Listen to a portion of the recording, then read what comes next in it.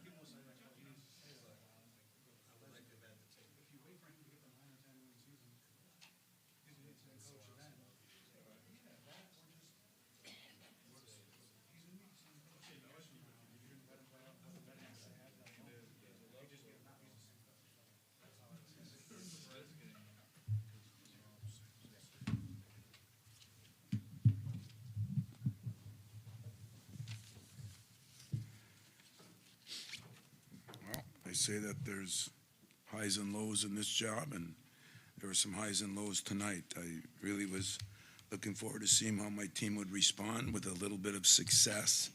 And let's get this straight, because I get sick of people acting like we've accomplished something because we win a game against a good team. Big deal. You know, big deal.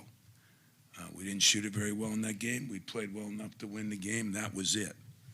But I wanted to see how we'd start out. I thought we started out, they missed some shots, but I thought we started out phenomenal. Defense was great. We were checking, we were rebounding, we were running. We were missing some shots and missing some damn free throws. But I thought, you know, the energy, the effort was there all the way through till halftime. What happened at halftime? I did a poor job of getting my team ready to play the second half. And we came out, and I had 3 key guys, and all of them had good games for you, for their fans, for their mommies, for their daddies, for their agents, for everybody else. They didn't have good games for me. Jeremy Fears played the best. He did everything I asked him to do. It wasn't the threes he made at the end, had zero to do with how he played. But he played with some passion. He played, we got fat and sassy at halftime. And for 2 seniors and a junior to get fat and sassy, that tells me that we're not where we need to be, which is the good thing.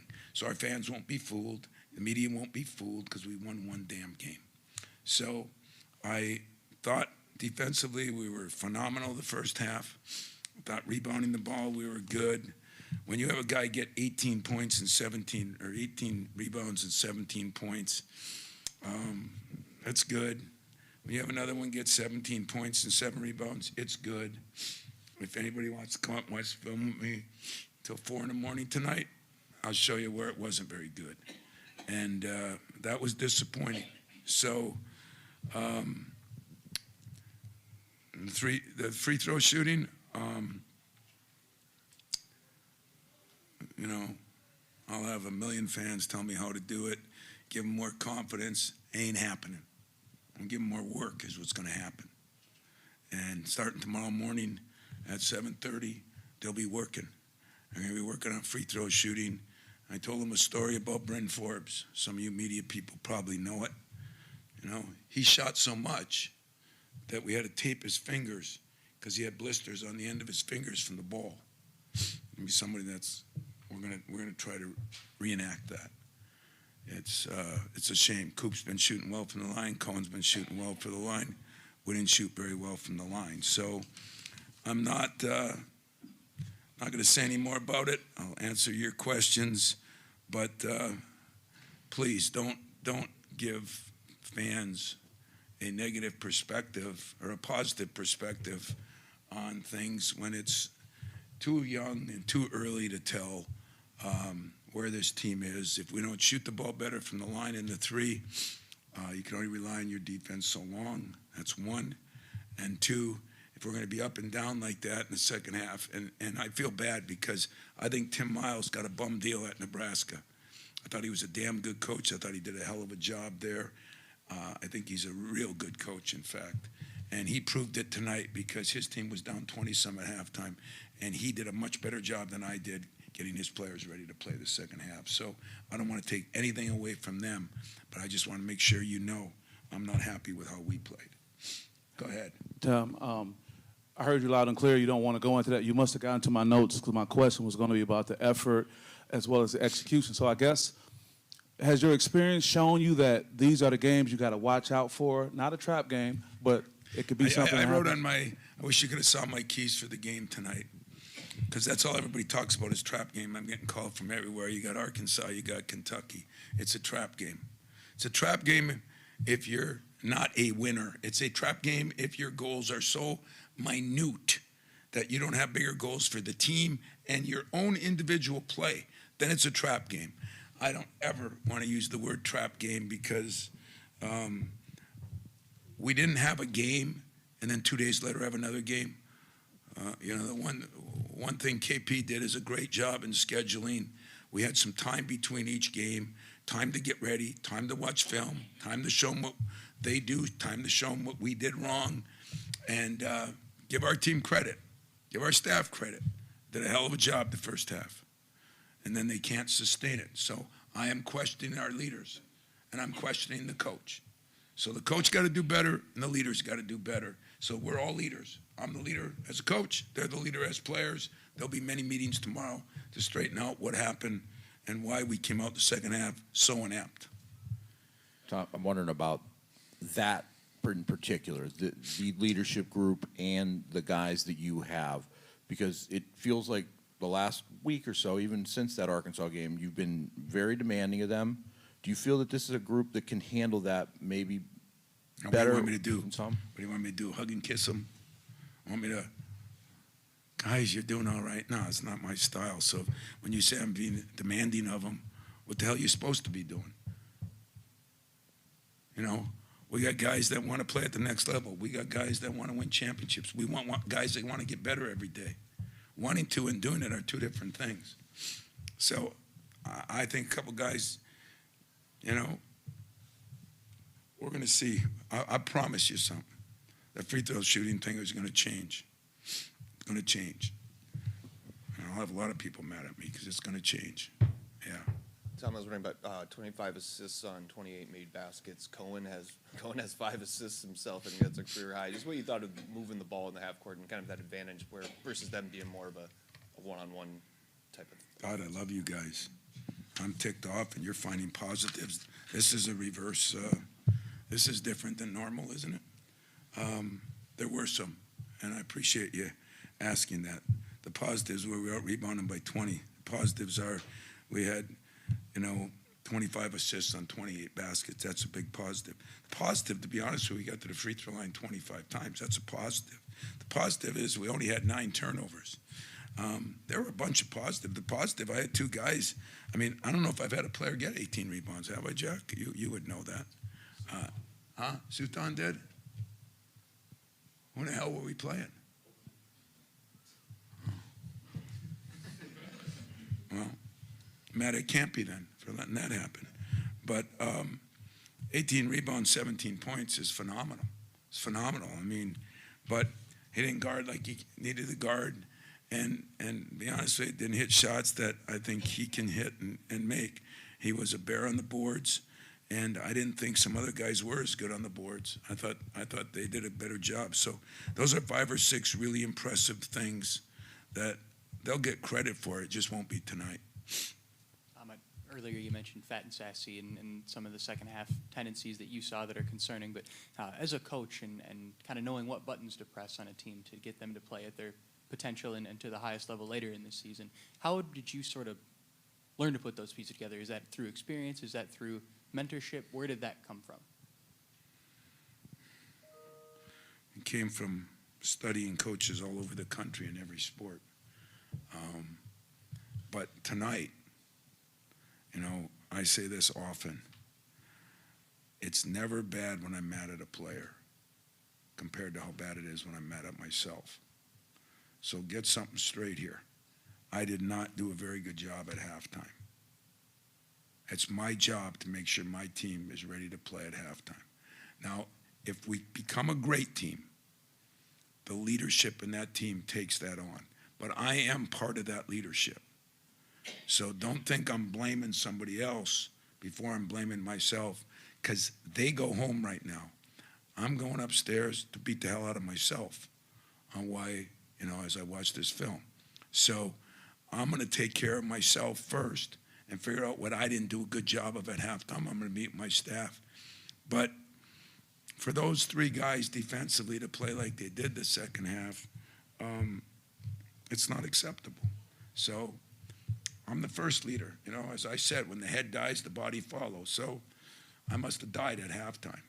I got to do a better job myself, and then they do, because this was a chance to, hopefully get our offense going a little bit, get some things going a little bit, get some guys some experience a little bit.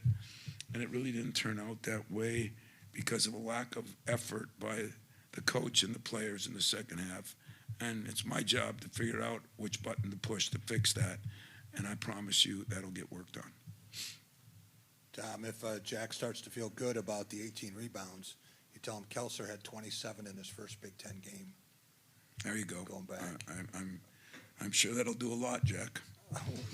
Since these guys, no insult, but since these guys don't really, know who did what back 2 days ago. It's live in the moment for these guys, and so I think I'll tell him that on the side, but I think I'll tell him what he's got to do better to start with. What's the biggest thing the guys have to do better between now and Tuesday? Oh man, if we play like this, we're gonna get killed. If you think that's coach speak, I don't really care. Here, look me in the eye. If we play like this, we'll get killed. I mean, they're a very good team. They have 9 and 10 deep. They are athletic. I'll go into them later. I only watched them once so far.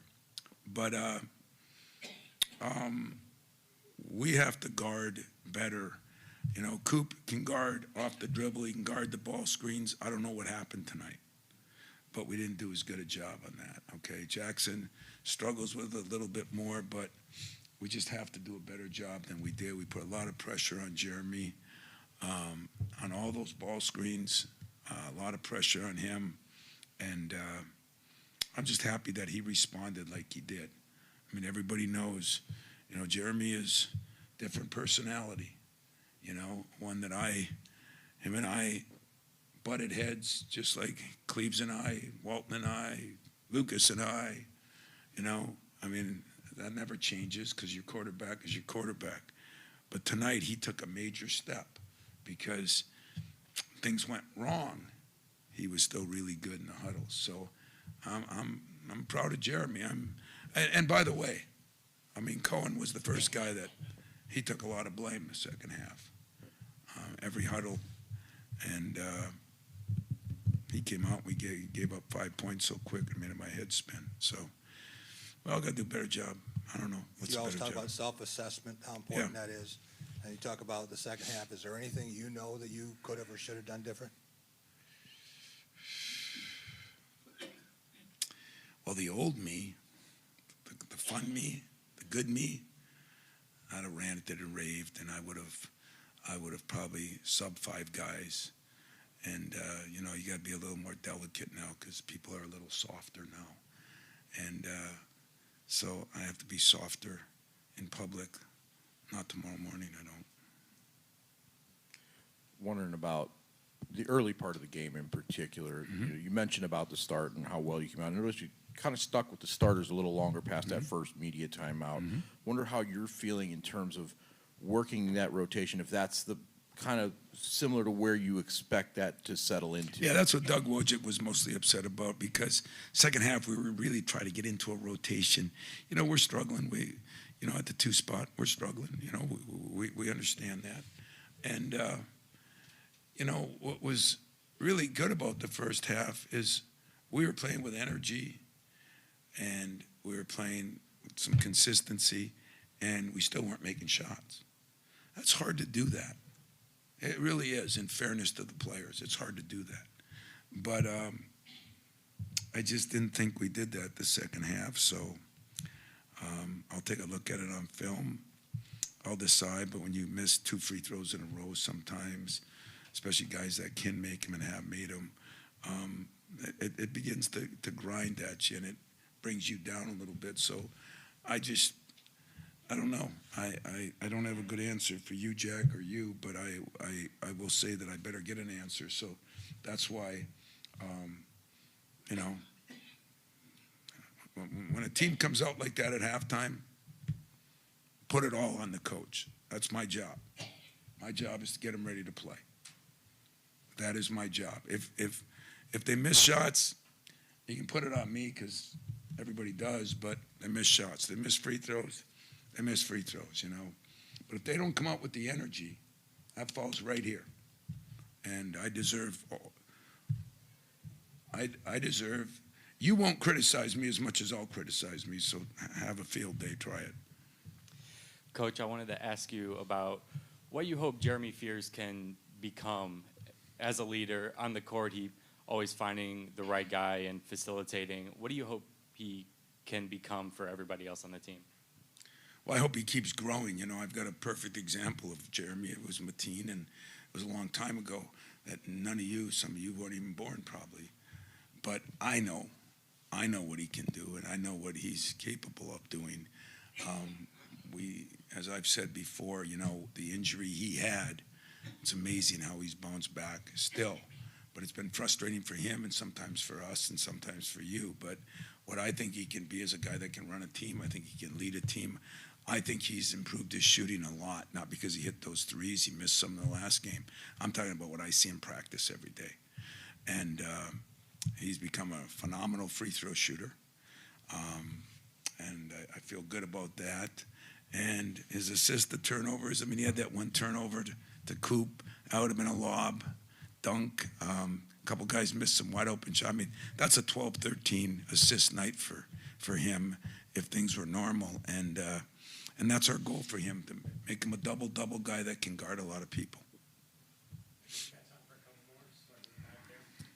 Coach, looking at next week, what's the initial message to the group just before you guys get into film and everything leading up to Champions Classic? What's the initial message, first reactions leading up to that matchup? I know you haven't dived into film quite yet, but yeah, I haven't dove in enough to know everything about him. I just watched him on TV once, and that's about it. But you just have to play better consistently. We let the dribble drives get us a little bit, where the first half we did a pretty good job. And then as soon as we got a little lazy and the gaps got bigger and the way we play, so I say we got to play for 40 minutes. And I think we have to do that by rotating some guys. We have to have a rotation. Even tonight, I don't think everybody can play 30 minutes yet. I really don't. I think we have to do a better job of rotating them in. But guys got to have an opportunity to come in. They don't have to play great in some ways, but they got to bring it. They just got to bring their energy. They got to bring their enthusiasm. They got to run the lanes. They got to do things. We'll start making shots. We had good shots tonight. If there's another plus, I thought we took a couple of bad shots, a couple in 60 shots. That's not bad. I thought we had good enough shots. And that means the offense is working better than you think. But if the ball doesn't go in, it doesn't look like it. Obviously, your freshmen have had some pretty good performances to start this season. What were your thoughts just from Scott and Ward tonight? Yeah, it's not going to pop. I mean, they too. You know, they ran pretty good offense stuff. He's always a very good offensive coach, and they just kept running that 5 out, and it hurt Cam a little bit. You know, he hasn't been experienced enough, but I thought both of them played okay. They just, Jordan missed a couple of wide open shots that he normally makes, and yet they played 12 and 15 minutes, and that's pretty damn good, you know, for freshmen. And yet I think they're going to be playing more. We're gonna get those two guys rotating in there more. We're trying to find the rotation we want, like we always do. You try to give certain guys a chance first, and then you adjust from there. So, listen, we're going to get better. There are moments, not just slight moments, but there are moments when I thought we looked really good. Ball was moving, passing. You know, at halftime we had a high number of assists on baskets, rebounded well. You know, we did a lot of good things. I just can't believe that you'd come out the second half and let that happen. And I swear to you, I mean this. I'm mad at me and my staff more than I'm mad at the players. But they better hang on if that's what they need. If that's what they need to play harder, then I got to bring it.